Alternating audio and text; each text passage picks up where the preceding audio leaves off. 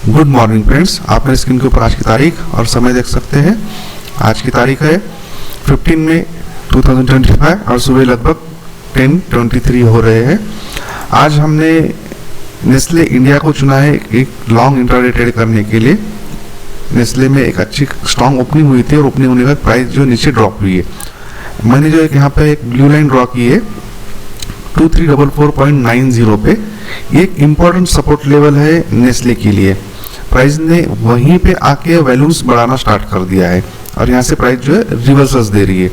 तो इस कैंडल में अगर देखेंगे तो वैल्यूम बढ़ा के प्राइस नीचे गिरी थी। ये इसके लिए एक इंट्राडे पर्सपेक्टिव रेजिस्टेंस लेवल था। इसी रेजिस्टेंस को हमने बाय कर लिया है 2351 पे और हमने जो स्टॉप लॉस लगाया है वो आज के इंट्राडे लो के नीचे 2341 पे।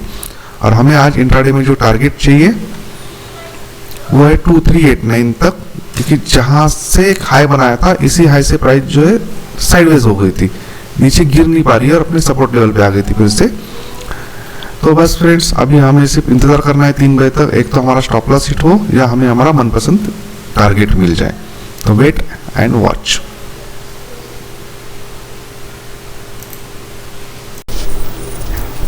वेलकम बैक फ्रेंड्स, आप मेरे स्क्रीन के ऊपर आज की तारीख और समय देख सकते हैं। अभी का आज की तारीख है 15 मई 2025 और समय है 1:26 हो रहे हैं।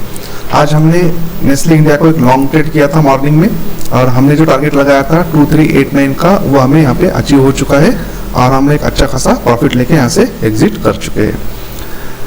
अब फ्रेंड्स, मैंने आपको कहा था कि 2344.90 एक इम्पोर्टेंट सपोर्ट लेवल है। ये सपोर्ट लेवल क्यों है अभी हम यहाँ पे समझते हैं। ठीक है, अभी इसी चार्ट को मैं डेली टाइम फ्रेम पे ओपन करता हूँ।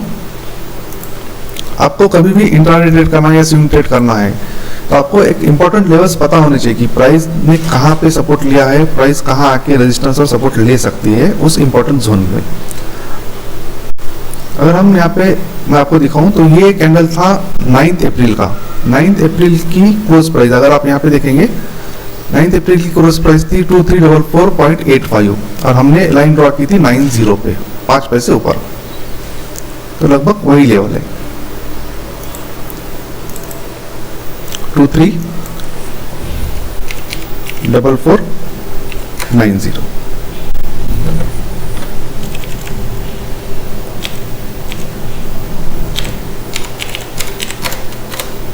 ये इस दिन का क्लोज प्राइस है।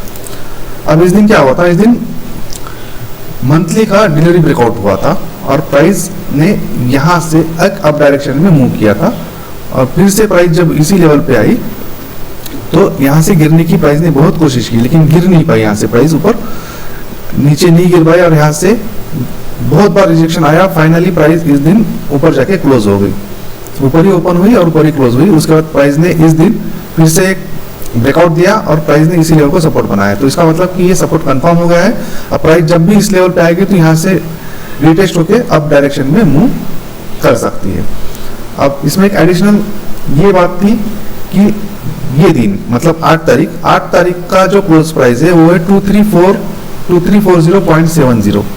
इस दिन इसमें वीकली के ब्रेकआउट्स हुए थे। अब मंथली का ब्रेकआउट और वीकली का ब्रेकआउट नियर अबाउट सेम जगह पे हुए। वीकली के ब्रेकआउट को मैं यहाँ पे ब्लू कलर कर रहा हूँ लाइंस को हमें समझने के लिए। तो इस दिन यहाँ पे वीकली का ब्रेकआउट हुआ था। अब वीकली का ब्रेकआउट हुआ उसी जोन में, मतलब ये लेवल्स 2 लाइन जो है ये सपोर्ट जोन बन चुकी है। अब जब भी यहाँ पे प्राइस आएगी तो यहाँ से रिजेक्ट होगी। तो यहाँ से इस दिन भी प्राइस रिजेक्ट हुई, इस दिन भी रिजेक्ट हुई। कल इनसाइड कैंडल बना था, आज की ओपनिंग स्ट्रॉन्ग थी, प्राइस एग्जैक्टली इसी लेवल पे आके यहाँ से रिजेक्ट होके अप डायरेक्शन में मूव होने लगी। तो हमने उसी लेवल के लिए इंतजार किया था इंट्राडे ट्रेड में कि प्राइस यहाँ पे जब ओपन हुई तो यहाँ आके प्राइस ने रिएक्शन करना चाहिए। प्राइस जैसे ही यहाँ पे आए प्राइस ने रिएक्ट किया 2344.90 पे और यहीं से प्राइस अप डायरेक्शन में मूव होने लगी। तो हमने जैसे ही प्राइस ने रेजिस्टेंस ब्रेक किया हमने यहाँ पे अपनी एंट्री को बनाया। तो फ्रेंड्स, एक इम्पोर्टेंट प्राइस लेवल पे जब प्राइस आएगी तो वहां पे प्राइस के बिहेवियर को हमको चेक करना पड़ेगा कि प्राइस क्या करना चाहती है, उस लेवल को सपोर्ट बनाना चाहती है या रेजिस्टेंस बनाना चाहती है। और ये सब कुछ हो सकता है फंडामेंटल्स रीड्स करने के बाद। अब यहाँ पे मैं आपको फंडामेंटल्स रीड्स करके नहीं दिखा सकता हूँ क्योंकि सेबी के नए रूल के हिसाब से लास्ट 3 मंथ्स के पहले का डेटा हम यहाँ पे शो नहीं कर सकते हैं। अब यहाँ पे मैं आपको फंडामेंटल रीड्स करके दिखा सकता हूँ क्योंकि सेबी के नए रूल के हिसाब से लास्ट 3 मंथ्स के पहले का डेटा हम यहाँ पे शो नहीं कर सकते हैं। अब यहाँ पे मैं आपको फंडामेंटल रीड्स करके दिखा सकता हूँ क्योंकि सेबी के नए रूल के हिसाब से लास्ट 3 मंथ्स के पहले का डेटा हम यहाँ पे शो नहीं कर सकते हैं। अब हमने जो स्टॉप लॉस लगाया था वो था 10 पॉइंट्स का। अब एंट्री से हमने 38 पॉइंट्स अर्न किए हैं, तो लगभग रिस्क रिवार्ड रेशियो के हिसाब से 1:4 का हमने यहाँ पे ट्रेड किया है। तो फिर मिलते हैं फ्रेंड्स मेरे नेक्स्ट एजुकेशनल वीडियो में, तब तक धन्यवाद।